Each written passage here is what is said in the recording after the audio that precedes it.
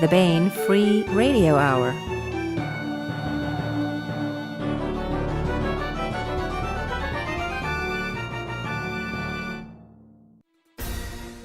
On the podcast, Washington, D.C. besieged by the Holy Roman Empire, and the only hope for salvation? Talking beavers, carnivorous butterflies, and pencil lead set to transform human existence. Plus, we continue with the complete audiobook serialization of Alliance of Equals by Sharon Lee and Steve Miller. All right now. Welcome to the Bane Free Radio Hour podcast. I'm Bane Senior Editor Tony Daniel. And I'm Editorial Assistant Christopher Rocchio. This time we talk with P.C. Hodgell about the Gates of Tagmeth. This is her new entry in the Kenycyrath Saga. The series is a wonderfully strange high fantasy. The setting is just super cool, and it features heroine Jame, J-A-M-E, Talisman, who's a chaotic and cunning woman who just might be able to save the world from an evil fate. Pat Hodgell talks about that and more from her ancient family manse in Oshkosh, Wisconsin, where she lives, which is the true thing, she does. But I just wanted to say ancient family manse there, and Oshkosh also. And of course, we continue with the complete audiobook serialization of the Liaden Universe novel, Alliance of Equals, by Sharon Lee and Steve Miller. Now, here's the news.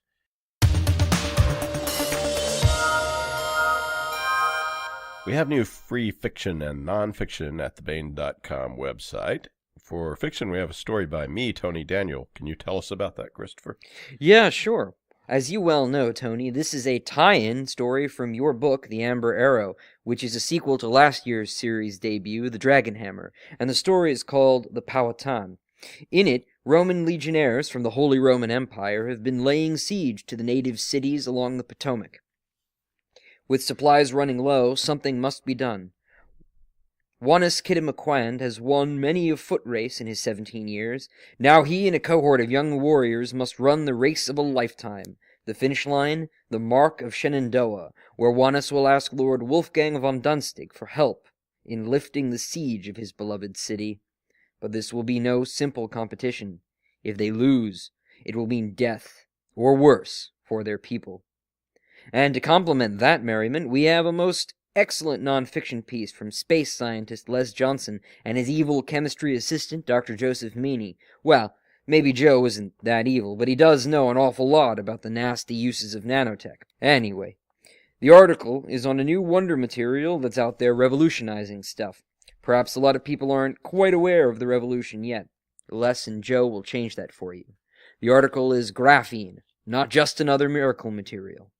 Aluminum, plastics, liquid crystals, all materials that once seemed like something out of a science fiction novel, and they're now part of our everyday lives. These substances have changed the way we live and work. Now, a new material is poised to change the world, yet again.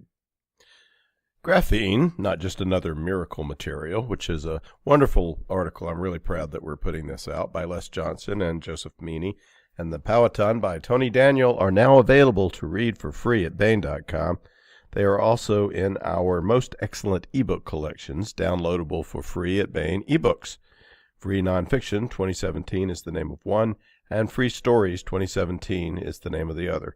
So get them online, get the ebook, do what you have to check these out. I want to welcome P.C. Hodgell to the podcast. Hello, Pat. Hello.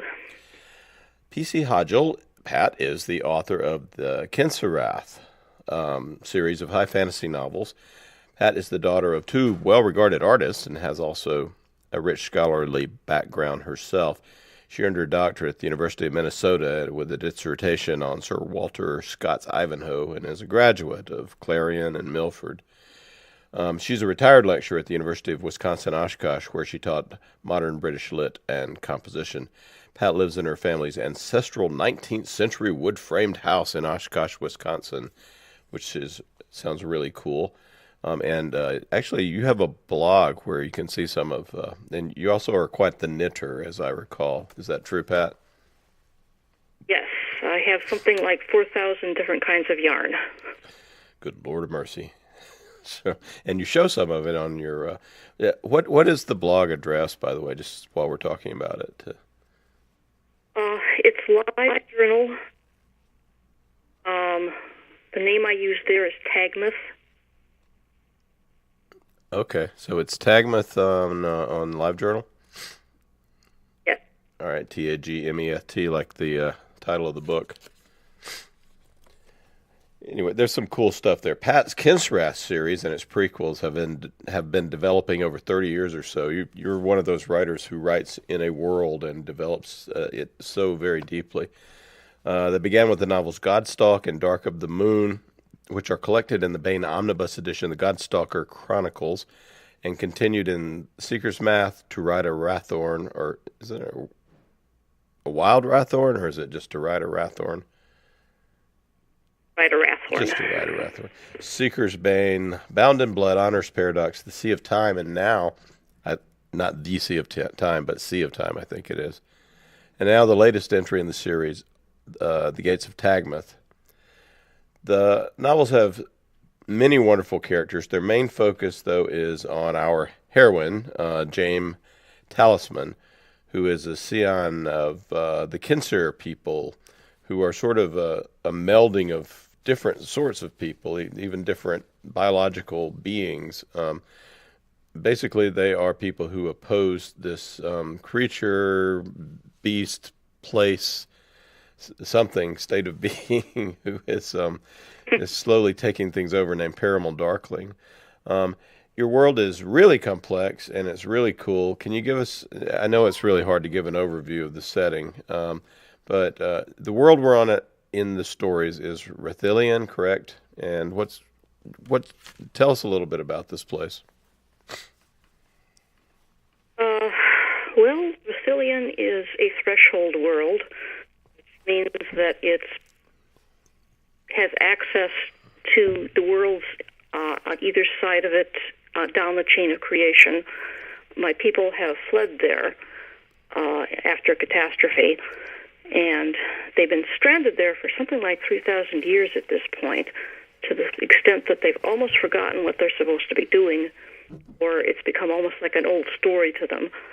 The world itself is a pretty lively place. Almost any part of it is going to have certain elements of life and death to it. Things change constantly. There are strange ways of getting from one place to another. It has a rich history of its own, of gods, some of whom are lingering, some of whom have been more or less put aside by this point. It has its native forces, the Four, and considering that Jane belongs to a people who are monotheistic, this all presents a bit of a problem. She's had to throughout the series. Yeah, the Kenycyrath god she's sort of a avatar of a trinity, right? Is that? Yes. Can you explain that? I'm not even begin to try to explain that, but it's a three-part god, and it is represented in members of her family, and sometimes against each other, or at least yes. Not integrated yet, or something like that. Please just explain it for me. Okay, well, the three faces of their god are creation, destruction, and preservation. And they've been waiting for, their people have been waiting for these aspects to manifest themselves in certain individuals. Waited for a long time. At this point, there are only three left in the High Lord's house. There's Jame, there's her brother Torison, and there's their first cousin Kindry. And people are just beginning to come to grips with the fact that these are the Tiraden. These are the three aspects of their god. Jame was the first to manifest, and she hasn't really come to grips with it yet. She's trying desperately not to destroy things whenever she can. They haven't really gone over the top to becoming it yet. Is only at the point where they decide that they accept their roles. They may or may not be ready for it at that point. Three of them are together in the Gates of Tagmeth, but I wouldn't say they're exactly battle ready yet.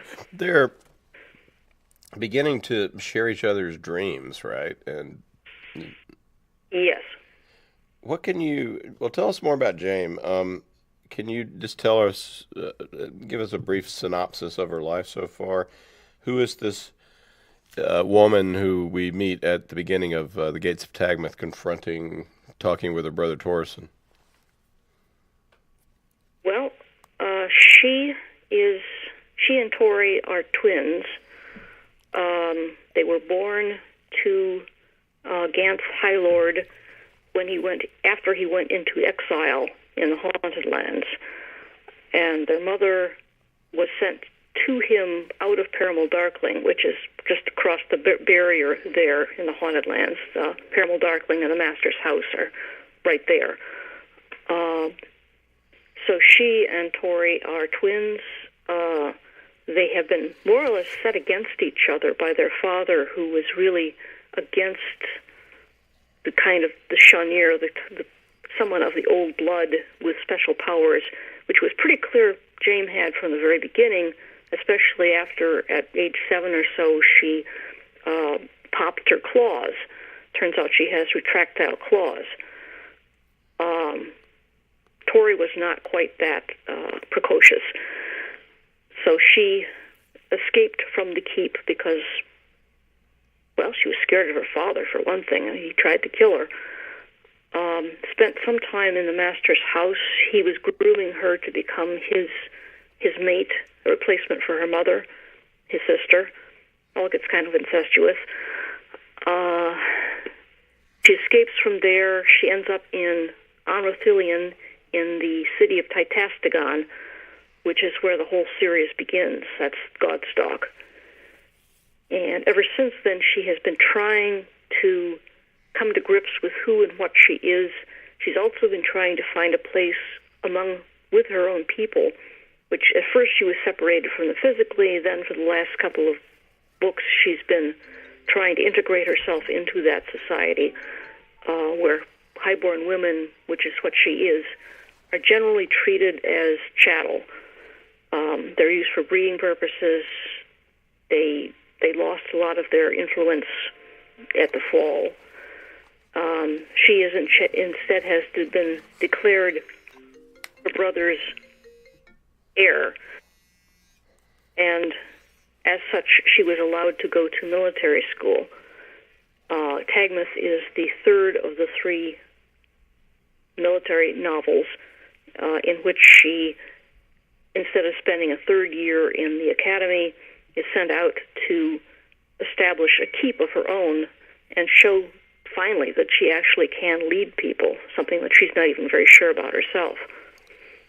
Yeah, she did not. She didn't take well to becoming a highborn lady, and she's got a military bent to her, which I guess goes with her god of the aspect of destruction of her god that is her that's within her. Tell us a little bit more about the world as well. The setting. Wraithons are cool. Can you describe one? She rides one. Oh, Wrathhorns. Yes. Wrathhorns. Think in terms of an ivory-plated carnivorous unicorn. A very bad temper. That's the creature that she has become bound to. He's constantly trying to trick her into hurting herself. He can't do it deliberately because they are bound, but he has his issues with her. So it's a very high-spirited animal. Exactly. It reminds me of some horses I've tried to ride. And there's just like aspects of the world that are kind of alive and move around. Like there's I believe there's a scene in here where the baker's dough goes rogue or something like this. Yeah. What happens there, and how can Goes rogue. how can sourdough go rogue? Well, have you ever tried to bake bread? Not in And you not in the old way. yeast has an extraordinary property to it. Mm. You put it in, it rises everything with it. Well, I won't say explode, but it can overtop the bowl. It needs to be punched down. It's a rampant life form. You have to sort of fight it, huh? Yes, that's called kneading it. Well, it almost, I guess it just it almost kills a fellow, and it's the cousin who confronts the. Anyway, I guess that scene is not that important, but it was a cool scene that sort of defines the world, and the butterflies are kind of dangerous in Rithilian as well, as I recall. The jewel jaws, yes. Yeah. They tend to be they are also carnivorous. They tend to be carrion eaters. So anytime you see a cluster of very pretty butterflies in a field, you probably got something dead there. So the Kenycyrath have retreated over eons, and is there something? I guess Ganth did not think so, but is there something about this particular moment in this particular world that might finally be the moment that they can defeat this thing that's just been decimating them, decimating worlds? Decimating worlds, whole universes, actually, coming down the chain of creation. Yes, they're getting to the point of the end game. As I said, the three faces of God, creation, preservation, destruction, are all beginning to manifest themselves. At the same time, Jaime in particular has made contact with the native deities, including the elemental four. And part of the problem, as it will turn out in the next book, that her people have run into is that their temples, which were built before they got to each world, have been sort of cannibalizing the local gods, which in turn means that the previous worlds were not able to defend themselves properly. Things are turned around on Rithilian. For the first time, the local gods are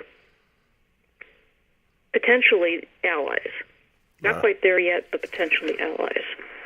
So a lot of things that Jaime has done in networking, as it were, with this world and the people and the things in it are part of what will lead to a final, empowering them for the final confrontation. So where is, all right, so at the beginning of the book, Jaime gets assigned by Tori to go reestablish Tagmeth. Why? What's the point of this? What's the reason that this needs to be done? Well, it's a test. She spent 2 years at the military academy, ostensibly in charge of the other cadets of her house there, but she hasn't really done as much as a leader as she should. She's been up in the hills a lot. She's been doing other things that are related to her impending divinity, as it were, but she hasn't really shown herself yet to be a leader. And in fact, she's not entirely sure that she is one. So the officers there have given her this trial. Can you go to a ruined keep? Can you reestablish it? Even if you're really separated from all support systems, can you survive there for a year? And so the keep itself, when she first gets there, it's simply a place that she has to turn into a home. Of course, it turns out that it's also got other aspects, and hence the gate business. But that's how that fits in. Yeah, and it's surrounded by this very cool sort of gypsy wild people who James already knows well, the Marikit. Yes. Who are they? Who's the Grand Cid? This is a cool part of the novel. Well, all the way back in, was it Dark of the Moon, I established that there are clans, tribes living up in the hills, the hill tribes. The Marikit are one of them. At first, all we really saw of them were the men having ceremonies in the hills, worshiping the four, which are earth, air, fire, and water, who represent Sicilian. And they usually do it with these elaborate miming rituals. Then I began to go back to the village and began to see what the women were up to, which actually I found a lot more interesting. The women tend to be the owners of the property there. They are the lodge wives. They also are considered to own their children, and they can in fact designate who the father of the child is. Regardless of who he is biologically, they simply say, okay, I like you, you're the father of my children. So they have a lot of gender mix and matches going on there. They turned out to be much more complicated than I expected. And how does James fit in with them? Because she speaks their language, for one thing. After learning it, yes, took quite a while to get her to that point. She's got involved initially because she was drafted into one of the men's ceremonies, and she was drafted in as the Earthwife's favorite, who is a fertility figure, male fertility figure. She won that position, and because the chief was so, sort of boggled by this, he decided to declare her an official man. So she has male status up in the hills.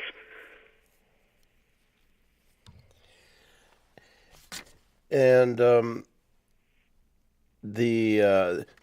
another interesting character is Lyra.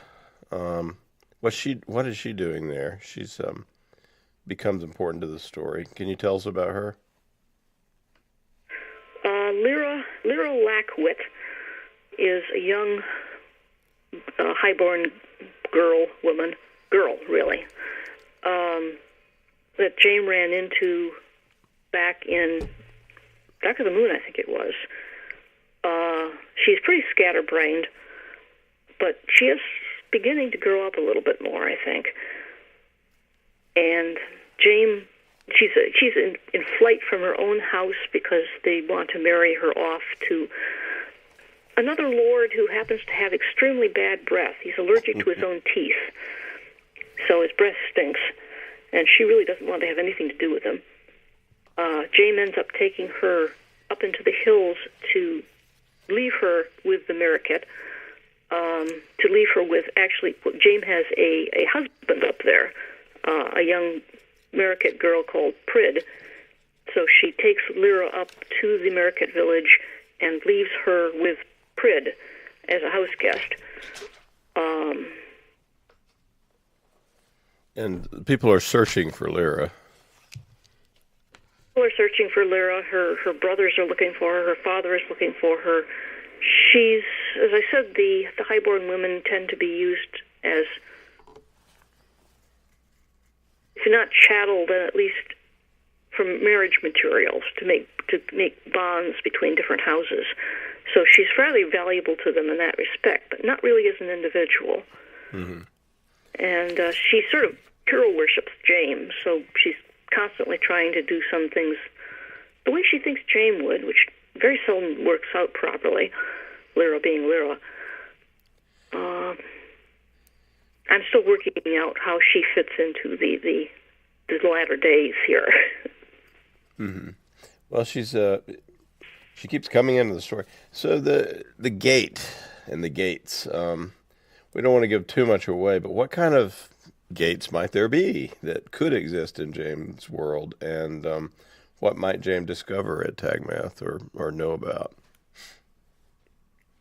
Well, let's see. Can I describe this without giving too much away? If the reader has read the earlier books, he, she, it will have encountered the step forward stones, which are stones that have such a strong connection to where they came from that if you move them and then step on them, the stone takes you to the place where they came from, or at least further along. So they're sort of displacing effect, and it's something I came up with because I realized that I had to get my characters from one place to another about 1,000 miles apart faster than I could under normal circumstances. So I came up with the step forward stones, and the gates that they find at Tagmeth are related to that. It's another very cool part of the world. Tell us a little bit about James' retinue, like Briar and some of the others. Well, Briar Ironthorn is her second in command. Briar is a Kendar, which is one of the three races that make up the Kenycyrath. All the Kendar basically are much bigger than Jane is. The Highborn tend to be much smaller. Briar is quite imposing. She is definitely a leader. She's also very tough, and also she came from a rival household, and where the Lord was a really, really nasty person. But she managed to break free from it and has become bound to James more or less by accident. They're having their own problems throughout Tagmeth in that Briar doesn't know if she should really trust a highborn, James, to be loyal to her, to do the right thing, because in her experience, highborns don't. Who else? She has Mark, another Kendar, who's actually Briar's grandfather, great-grandfather. I get that kind of confused. And she's been with him ever since the first novel, Godstock. He's an elder. He's late middle age, which in their case is like 90s. He was a warrior, largely because he's just so big and strong that that's what they wanted him to do, whereas what he wanted to do was be an artisan. And in his latter days with James' brother and now with James, he's been finally allowed to express himself in artistic ways. So he is building this amazing stained glass window, which is a map of of Rithilion. This is back at her brother's keep. The glass of that particular map is made from materials that come from each particular place in Rithilion, and they're colored by whatever minerals are native to that spot. So it doesn't look like a map. It looks like an abstract painting. But if you look at it, you can tell exactly, not only where things are, but what is there in terms of mineral deposits and organic materials for the lime and all sorts of things like that. Anyone else I should cover? She's her men, her the soldiers, the force with her are she's got to win their trust, right? That's part of the what she's trying to do in the book. Yes. And Yes, I mean, she's sort of led them for the last 2 years, but not without a lot of supervision.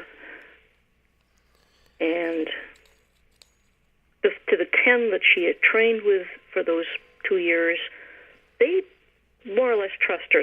They know that she can usually get them out of fixes, even if she gets them into it in the first place. The others tend to look at her, and if they weren't at the military academy with her, they have more doubts. For a highborn woman to be in her situation is unheard of. In fact, it's unheard of for a highborn woman to even go out without wearing a mask. Jane doesn't wear a mask. and So she upsets. and she's chaotic and impulsive, and which tends to, because she has good impulses, tends to work out well. Yes, she's well. Part of what makes her unique, I suppose, is that she's a catalyst. Things just happen around her, so she lives in a constant state of uproar.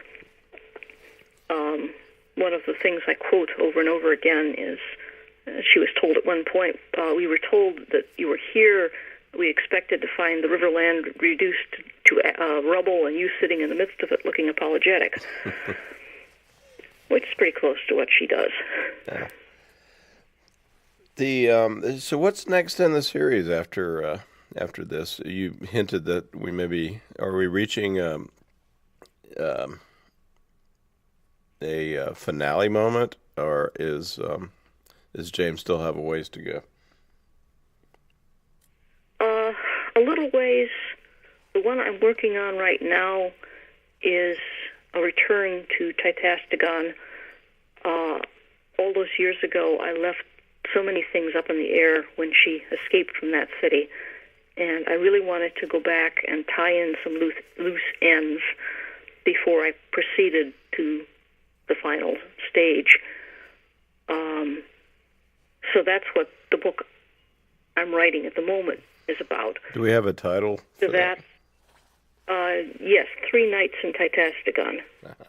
After the one I'm writing now, I see either 1 or 2 books after that, and that should be the end of the story arc. Well, I hope it doesn't end with Paramal Darkling killing everyone and devouring their souls. But maybe, I guess. That's the danger, right? Well, yes. But I promise you, the good guys will win. Good. If they had to pay a price. Yeah. The book out at the moment is the latest entry in the Kenycyrath Saga, and it is The Gates of Tagmeth by P.C. Hodgell, and it's at booksellers everywhere. Pat, thank you so much for being with us. Thank you.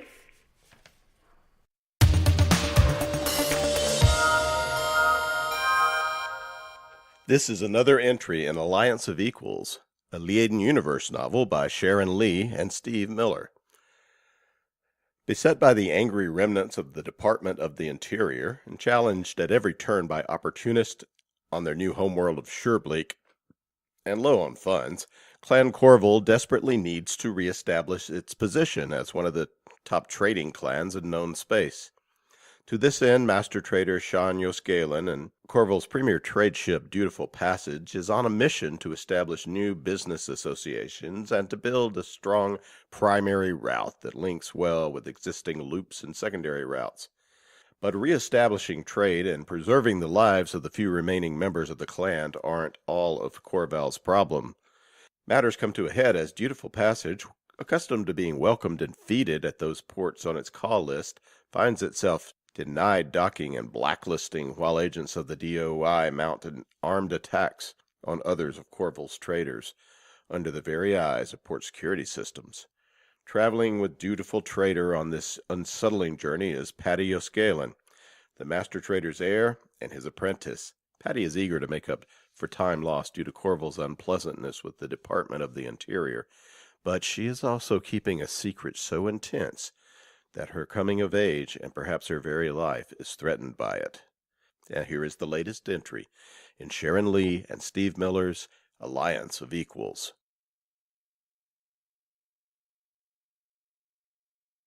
Chapter 7 Andiree Port.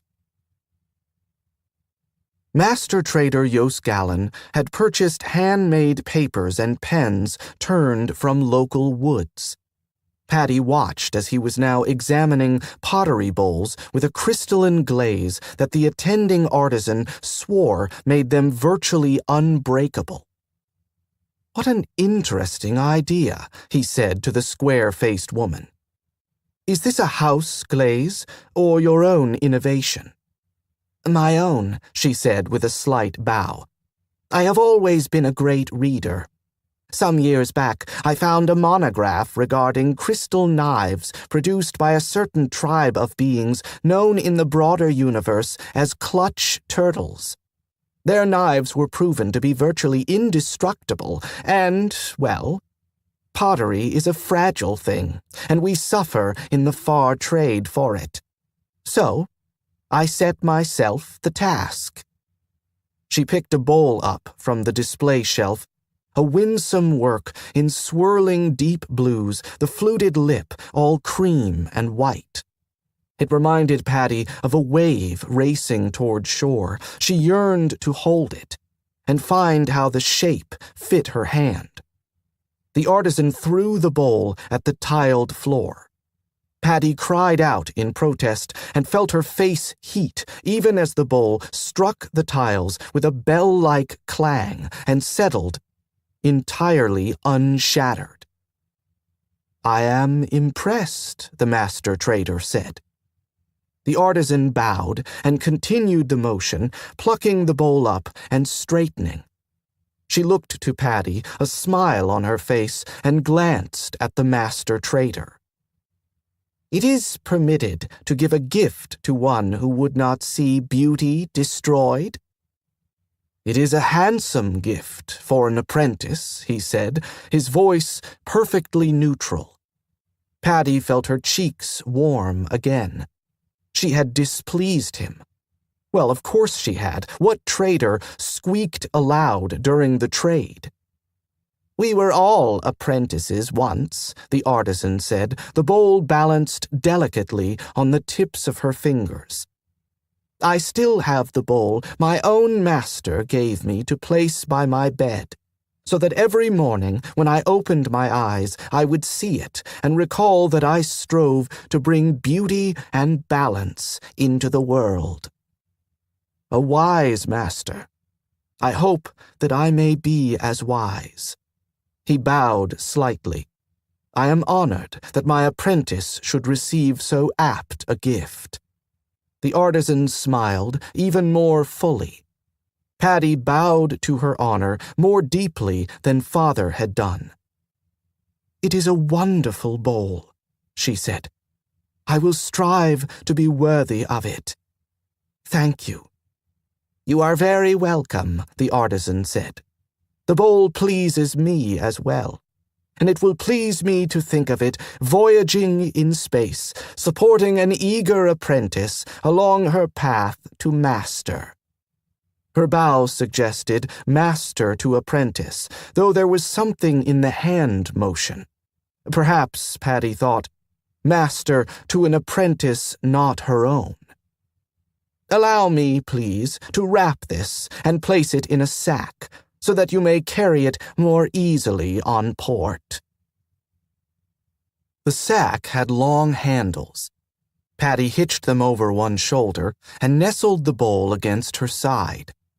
The master trader had spent another few minutes with the artisan, arranging for the passage to take samples of her work, and had left a beam code and an info key for the guild master's pleasure. They paused now in the common corridor. the master trader, herself, and Vanner Higgs, who made their third. Mr. Higgs's official title was Technician First Class. He was also part of the passage's security detail. Before coming to them, he had been a technical sergeant with a mercenary unit. His primary responsibilities there, too, had to do with technologies and connectivities, though he had, of course, had battle training as well. He had told her, when a previous schedule had placed them on port together, that it was much more peaceful being a tech on the passage because no one was trying to kill him while he was setting up the equipment. He stood now, patiently, a little apart from her and the master trader, his eyes alert. Not a technician at this moment, but a security person on duty. "Well, apprentice, what do you think of the potter's wares?" "They're very beautiful," Paddy said, recalling the bowls, cups, and art objects on display. Everything in the shop had been pottery, down to the glazed tile floor. "But they're handmade.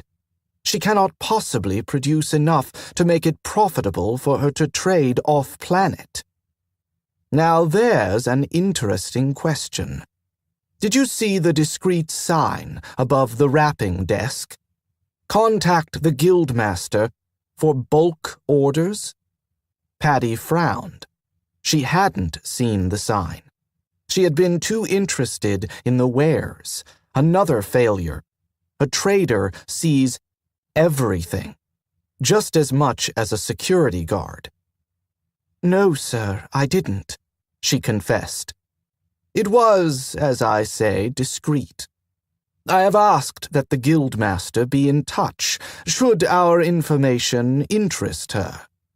I confess that I am agog to hear how they manage bulk orders and what bulk may mean to them." "I am interested in those topics as well," she said.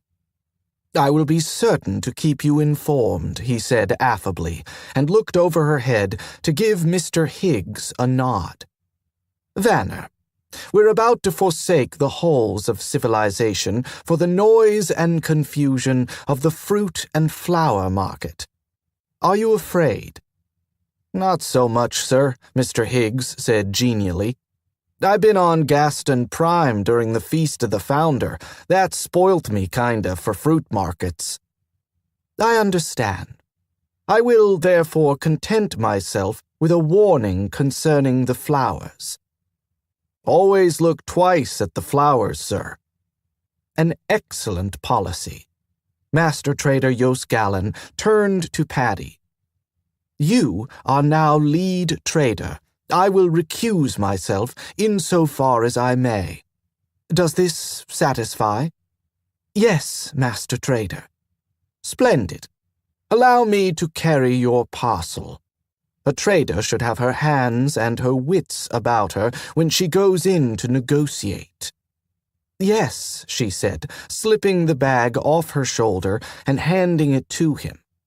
She felt a slight pang as he slipped the handles over his own shoulder, which was ridiculous, of course. Father would certainly take very good care of such a bowl. "Thank you," she said, and nodded to Mr. Higgs before setting a brisk pace down the cool hallway, through the door, and out into the day port. Paddy had done her research, so she knew where the nearest east-west jitney station was, where to debark, and which slideway would convey them directly to the fruit section of the fruit and flower market. She told over this information to Father and to Mr. Higgs, in case they should become separated, which was wise, for she and Mr. Higgs did lose Father on the slideway, which was very crowded. They stepped off at the fruit market landing, just the two of them. Paddy turned just as Father exited the slideway. He gave her a nod. What a terrible crush, to be sure. How fortunate that they all seemed to be going someplace else. Fortunate indeed, she said, drawing a deep breath to calm the flutters in her middle. She felt like she had when she had taken the test to find if she was, indeed, a pilot of Corval. Well, one knew how to cope with sky nerves after all. She closed her eyes briefly, accessing a quick, calming exercise. Her stomach settled into its usual place, and her hands immediately felt steadier. Opening her eyes, she nodded to Father and to Mr. Higgs and pointed toward the platform stairs. Technically, Mylaster was not a fruit, but a nut. The kernel of the laster fruit, very little of which escaped the appetites of the population of Andiri. The kernel, however, was not so well regarded, though it was perfectly edible, and indeed the population of Chessel's world regarded it with a passion to rival that of Andiri for the fruit. In terms of trade, the matter could not have fallen out more satisfactorily. The kernel, which was durable and easy to ship, was desired off-world, while the delicate fruits were desired on-world. Patty paused to take her bearings by the corner markers. Her destination was at the intersection of blue flower and green fruit, which was there to her left. She had turned right one row too soon at the top of the grid. "There's our corner," she said, turning to Mr. Higgs, who smiled and nodded. She glanced beyond them to where Father was gone. No, that was absurd. There was no crush of slideway travelers here in the hall. Merely a few dozens of shoppers, some merchants standing at the entrance to their booths, and a few bot cleaners. Patty spun slowly on her heel, as if seeking the corners one more time for verification. Father was nowhere to be seen. She blinked, feeling a little unsettled in her stomach.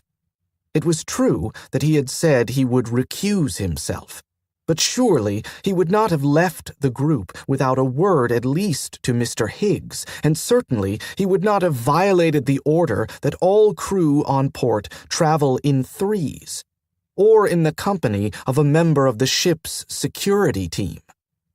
One more breath, one more glance around, the last, lest she attract the attention of a floor monitor, and that would be embarrassing.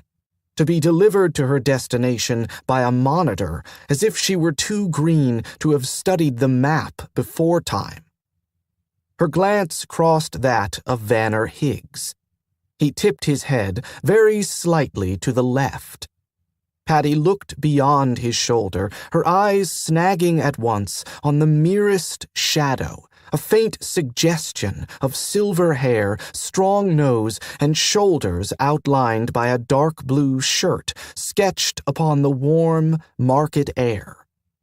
It would appear that Father had indeed suggested to those surrounding that he simply was not present.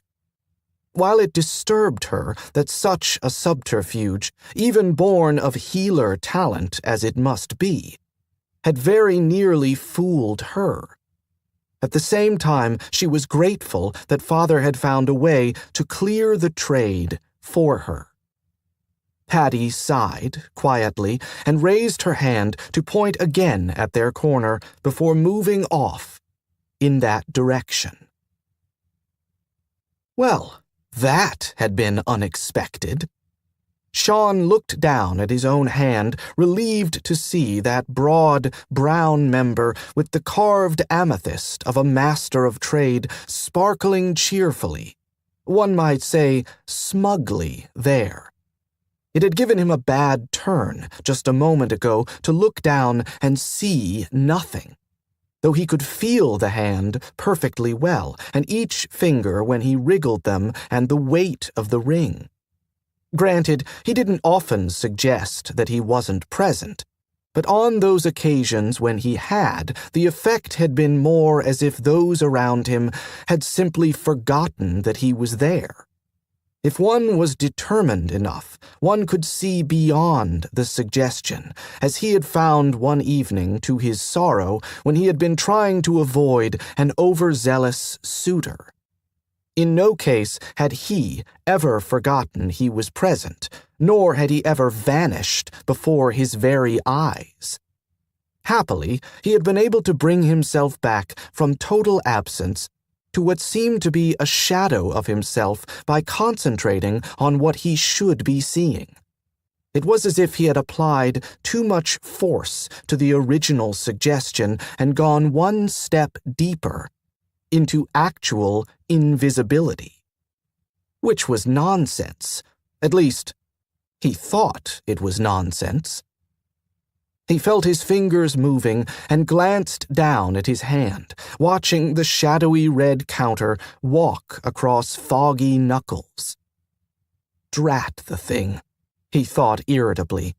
The counter hesitated in its journey as if it had heard the thought. That was interesting. He focused his attention on the counter. Go away, he thought at it, as sternly as he was able. Between one knuckle and the next, it vanished. Sean blinked and reached into the usual pocket. No counter. He checked the other pocket. No counter. Well, good. He was delighted to be rid of the blasted thing, only where had it gone? He took a breath. A problem for later, if problem it was. He'd speak to Priscilla about it. In the meantime, he followed Paddy down a narrow, sparsely populated aisle to a booth sporting a red and blue checked awning. A rosy-cheeked man wearing a white apron over a bright red shirt stood behind a red counter supporting 4 large glass jars, each containing a brightly colored foodstuff. Paddy pulled her Andiri Port trade card from her pocket and approached the counter. Vanner stopped just short of entering the shop, standing at ease, his eyes roving up and down the aisle, surveying the meager crowd. Sean stepped into the shop itself, though not so close as the counter. He wanted to be able to watch and to hear. Paddy had seemed rather nervous earlier, though this was not by any means her first time as a buyer. Well, and sometimes the work itself steadied the nerves. Certainly, she seemed cool enough now, as she bowed to the gentleman and extended the card. Trader Yosgallen, welcome! The red-cheeked man bellowed, his smile showing an amazing number of very white teeth. I am Gustav Rel Anna, proprietor of the Laster Garden. How may I serve you? We have fresh and amenable to stasis candied troviol, salted ginger, and dehydrated spinach. For your special customers, we have also a small amount of Laster chutney.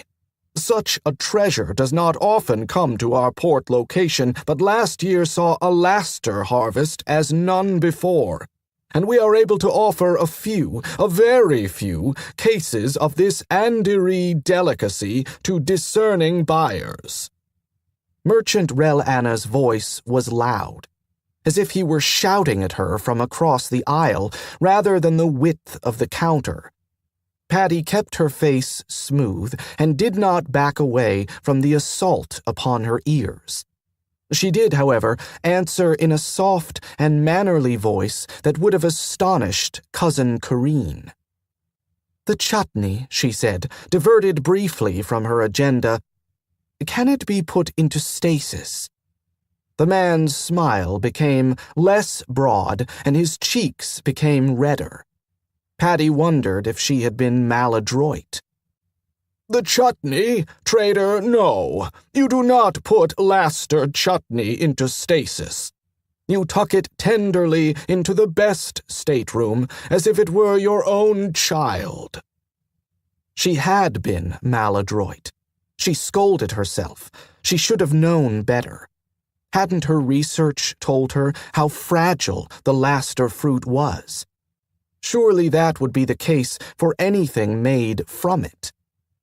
"I am desolate to have no such tender accommodations available to the chutney," she said.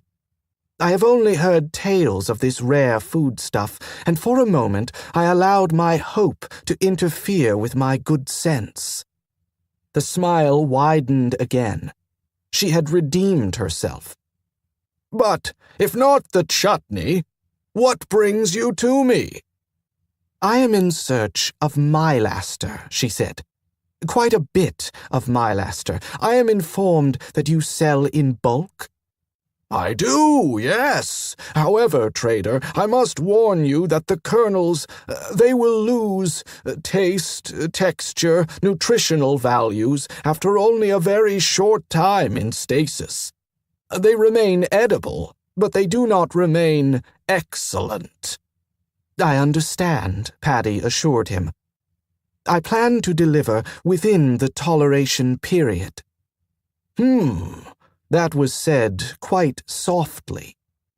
The smile entirely vanished now as he studied her from brown eyes squinted into slits.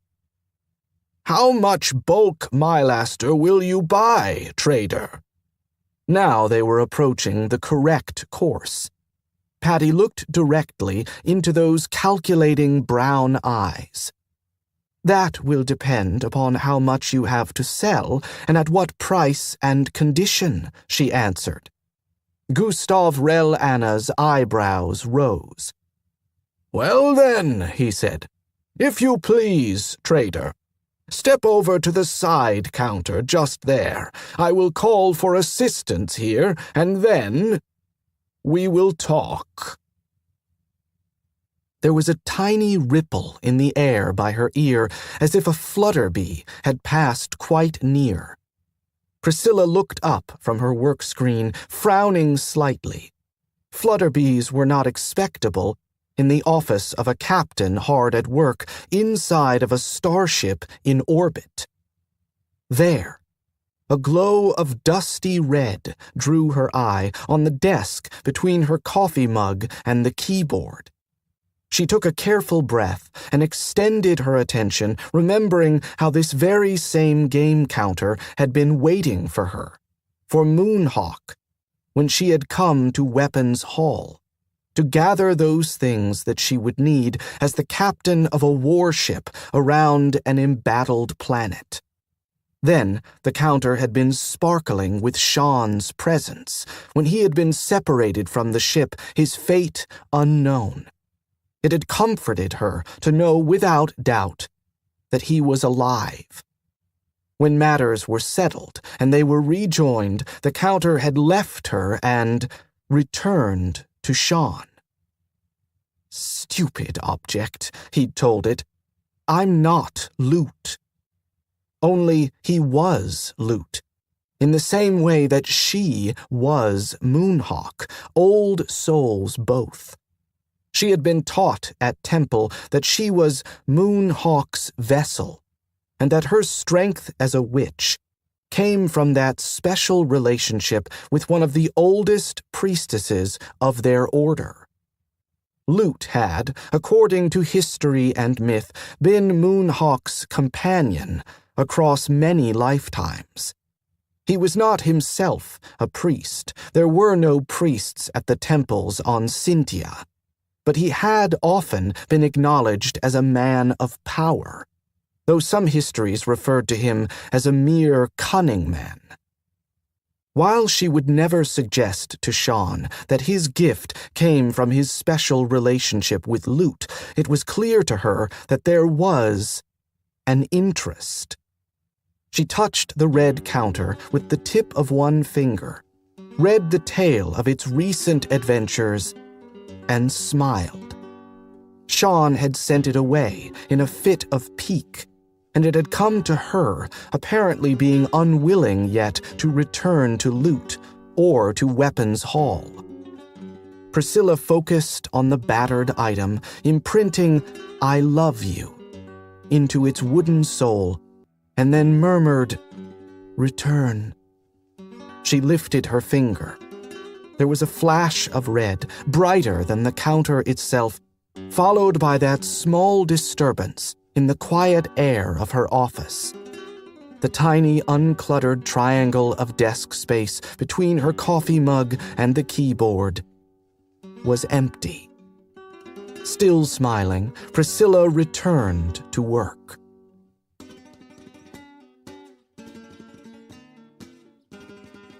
That was another entry in the complete audiobook serialization of Alliance of Equals by Sharon Lee and Steve Miller.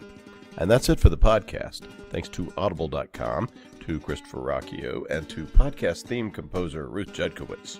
And a free concert in the park from Old Man Willow and his Rockin' Sapling Band, who are carnivorous, but usually stick to Chick-fil-A and a Good Berries meat concrete, for P.C. Hodgell, author of The Gates of Tagmeth. Please join us next time here at the hammering heart of science fiction and fantasy. And keep reaching for the stars.